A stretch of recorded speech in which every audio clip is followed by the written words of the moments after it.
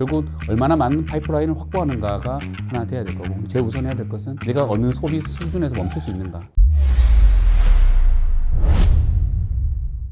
그럼 작가님께서는 이제 아주 단기적으로 이렇게 그 접근하시는 뭐 데이 트레이딩이나 이런 것을 주로 하시는 것은 아닌 거죠? 지금 현재 직장을 다니고 있기 때문에 단기 수익, 그것도 이제 시스템 트레이딩을 접목해서 하는 분이 가장 주력이고, 데이 트레이딩은 제가 가르치는 분들한테 꼭 하라고는 합니다. 왜냐하면 작은 돈으로라도. 결국 트레이딩이라는 메커니즘은 똑같은데 시간의 지평이 다른 거 말고는 없거든요. 그러면 가장 좋은 실습장인 실전을 해야 되는데, 결국은 가장 감정이 많이 들어가고 판단이 빨리 해야 되는 데이 트레이딩에서 내가 속도랑 그걸 익숙하게 해놔야 결국은 좀 시간을 늘렸을 때 그 속도감이 나한테 좀 편안하게 다가오거든요. 그래서 데이 트레이딩은 꼭 추천하는 편입니다. 근데 큰 돈으로 하기보다는 내가 시장의 정답지를 찾아내는 훈련 과정이라는, 트레이딩을 약간 트레이닝으로 좀 환원해서 사용할 수 있는 정도는 꼭 필요하다고 생각합니다. 연습의 장으로 활용할 만하다. 근데 직장인들은 사실 데이 트레이딩 하기 쉽지는 않잖아요. 네, 맞습니다. 어떻게 해야 될까요?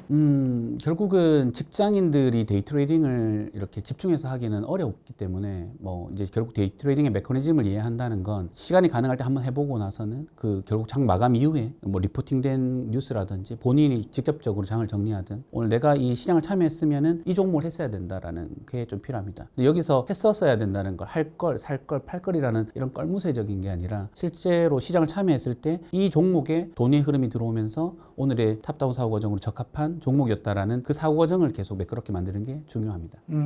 꼭 그 직접적으로 매수 매도를 하진 않더라도 복귀를 통해서 좀 공부하는 과정이 필요하다. 그럼 이제 기본적인 전략은 역시나 이제 좀 모멘텀, 전반적인 이게 추세를 추종하는 전략이 될 텐데, 일반 투자자들이 그럼 어떤 종목이 이게 좋은 추세인지를 좀 확인하는 가장 쉬운 방법이 있을까요? 기본적으로는 모멘텀이라는 것은 가속도를 만드는 에너지니까 일단 많은 키워드가, 뉴스들이 쏟아지기가 좋죠. 근데 그 전에 뉴스가 나오는 상태에서 세론 상태에 있는가, 그게 엘리엇 파동 이론으로 하면은 이제 파동이 좀 끝자락에 있는 위치인가, 아니면 상승의 초입을 만들어내는 신고가 위치를 만들어내는 위치인가가 좀 중요합니다. 결국은 신고가 위치를 만들었을 때 특이점이 온 건데, 그 특이점이 단순하게 가격적 특이점이 아니라 말씀드렸던 탑다운 사고 과정으로 모멘텀이 들어올 수 있는 특이점을 만들어낸 상태에서 가격적 움직임이 반영돼서 나타났다면 이제 그 종목을 이제 추적이 꼭 필요한 거죠.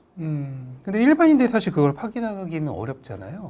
여기서 일반인이란 게 어떤 기준인지 잘 모르겠지만, 결국은 일반인들도 벌 수 있는 시장이다라고 말하기는 어렵고, 보통은 저는 대부분 이 책에도 써놨지만 스마트머니의 사고 과정을 따라가야 된다고 하는데, 결국 돈을 버는 사람들을 추종하는 게 추세 추종이기 때문에 스마트머니의 사고 과정을 배워서 그들보다 딱 반 발자국 정도만 추면 되지 않을까 싶습니다. 그러면 예를 들어서 비트코인 같은 경우에 현물 ETF 흐름을 보면은 되거든요. 뭐 주식이다 하면 어떤 좋은 지표 같은 것이 있을까요? 지표라 하면 결국은 성장이 자본시장의 꽃이라고 하는 주식은 성장을 담보하고 있기 때문에, 성장의 기대감이 있는가, 성장을 기대할 수 있는 모멘텀이 있는가, 또는 성장을 실제적으로 숫자로 찍어내고 있는가, 뭐 매출이라든지 이런 부분이 되겠죠. 그럼 현재 지금 시장에 지금 상승을 많이 만들어내고 있는 방산, 식품 이런 것들은 실제 숫자가 찍히는 시가총액이 좀 큰 종목들이고, 이런 종목들은 추세가 들어왔기 때문에 기술적 분석을 그냥 가볍게만 해도 됩니다. 기본적인 것만. 그러면 실제적으로 그 모멘텀이 사라지지 않는 이상은 기술적 분석에서 눌림이나 돌파나 어느 걸 적용해도 뭐 문제가 되지 않습니다. 뭐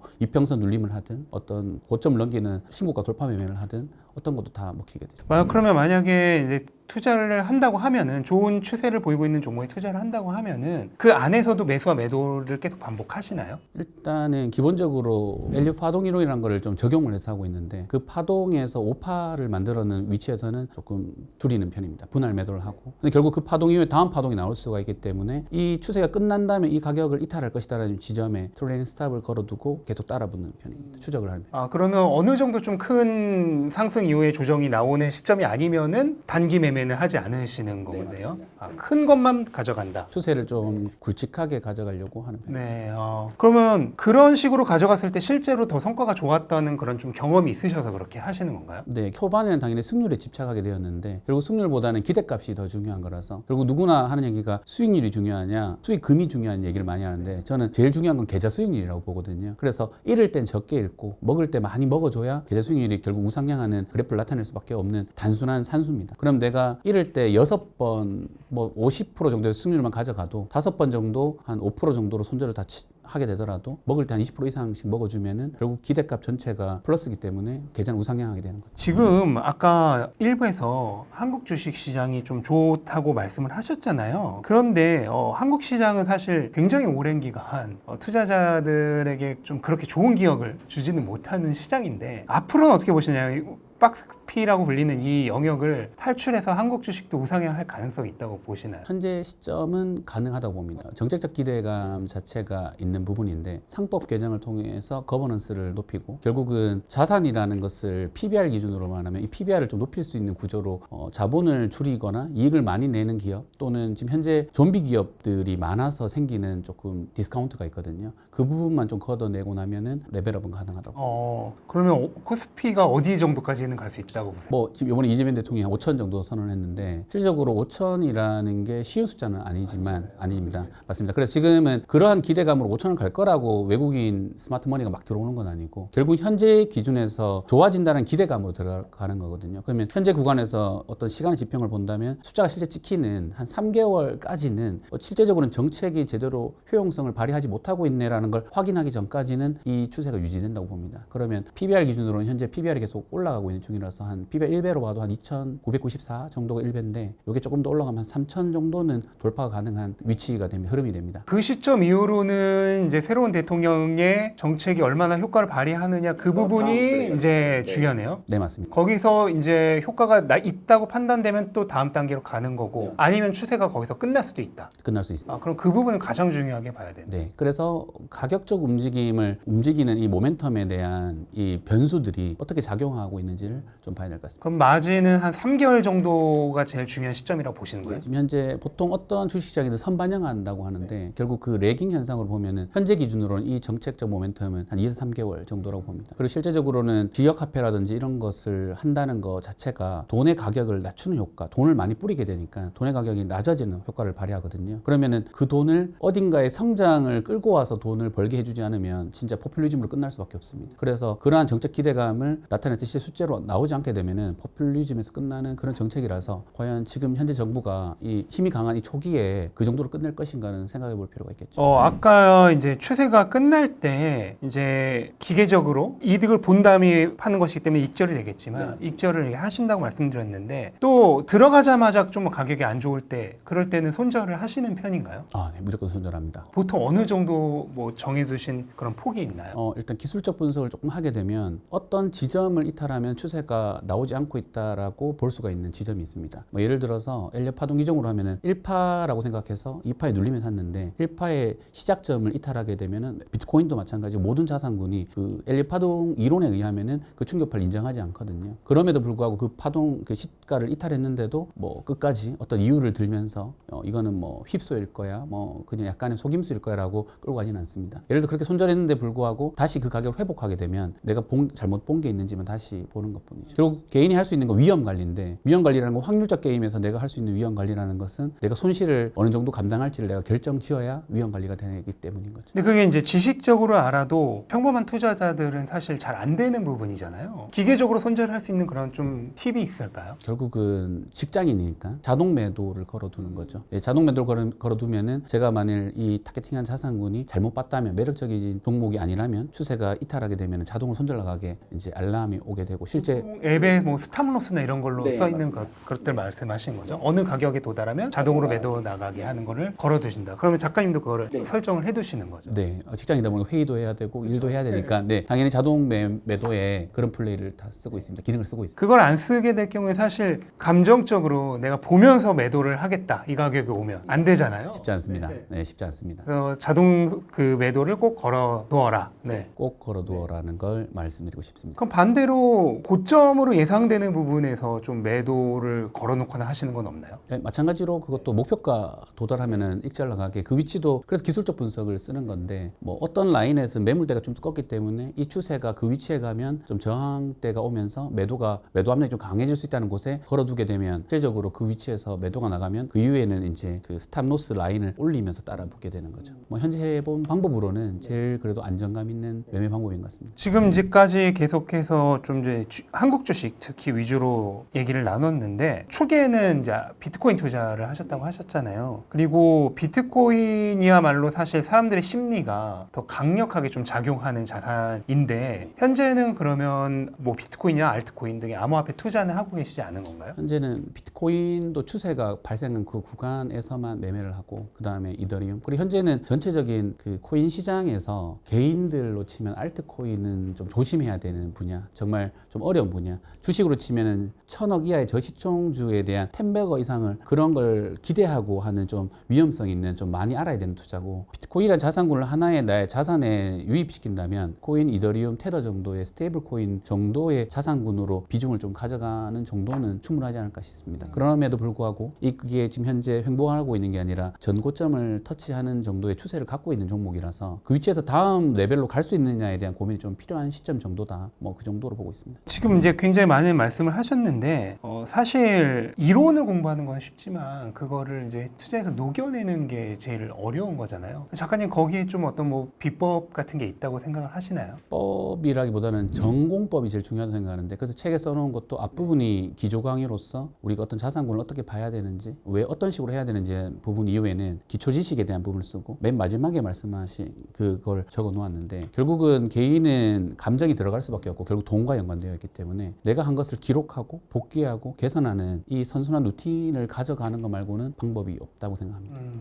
복귀를 하는 투자자가 제 생각에는 한 10%도 안 될 거라고 생각을 하거든요. 네. 왜냐하면 어차피 한두 번의 운으로 큰 자산, 큰 이익을 볼 수는 있다고 생각합니다. 손실도 볼 수 있고. 근데 결국은 그러한 운이 작용했을 때 이것을 내 것으로 만들 수 있냐 없냐의 싸움은 결국 부자의 그릇이라는 책에서 나오듯이 또는 김진명 카지노라는 소설을 좋아하는데 그 소설에도 결국 어느 정도의 수익을 내거나 손실을 보는 것은 당연한 건데 이것을 내 것으로 만들 수 있느냐는 말씀하셨듯이 복귀하는 투자자가 10%도 안 되기 때문에 그게 연결되면은 대부분의 개인 투자자들이 손실을 보고 있다. 한 90% 이상, 95%는 손실을 보는 게 복귀라는 걸 과연 하는가라는 그런 의문이 듭니다. 그 얘기는 반대로 내가 성공하기는 쉽다는 얘기가 되겠네. 실패하는 사람들이 너무 많다 보니까. 네, 좀 아이러니한 건데 조금만 노력하면은 네. 머리로 아는 거랑 내 것으로 하는 거랑은 좀 다른 문제라서 그게 어려운 것이지 실제적으로 내가 이것을 받아들인 다음에 실제적으로 기록하고 복귀하고 개선하는 이 과정을 내가 할 수 있는 사람이 된다면 다른 사람들보다 초과 수익을 낼 수 있는 엣지가 만들어진다고 생각합니다. 저도 한 2015, 16년 정도까지는 트레이딩을 위주로 했었는데 그때 저 같은 경우에는 미리 이제 분석한 종목을 노트에 이렇게 한 페이지 다 차트랑 해서 정리를 하고 이 지점에 어떻게 들어갈 때 이런 이유로 들어갈 거라 이렇게 적어 놓고 나중에 거래가 끝난 이후에 이런 이유로 빠져나왔고 거기에 대한 총평 이런 것들을 이런 식으로 저는 정리를 했었거든요. 작가님은 어떤 식으로 정리해요? 비슷한 방식입니다. 결국은 기본적으로 똑같은 이 사고 과정을 거치게 됩니다. 현재 생태계 특성이 어떤 위치에 있고 패러다임이 바뀌고 있는지 현재 어떤 국면에 있는지를 전제하고 이해한 다음에 그래서 지금 현재 지수가 어떤 방향으로 갈지 그래서 개인들한테 추천하고 싶은 방법은 보통은 지수가 어느 방향으로 갈지를 알기가 어렵다라는 식으로 표현을 하시는데 트레이딩이라는 건 결국 예측 행위거든요. 그러면 확률적인 우위를 가져가는 거지 100%가 없다는 거지 확률이 없다라는 걸로 가면은 좀 약간 이상해집니다. 그러면 랜덤 워크 이론으로 가는 거라서 그래서 내가 제대로 이해하고 있다면 적어도 지수는 현재 위치에서 상방으로 갈 거다.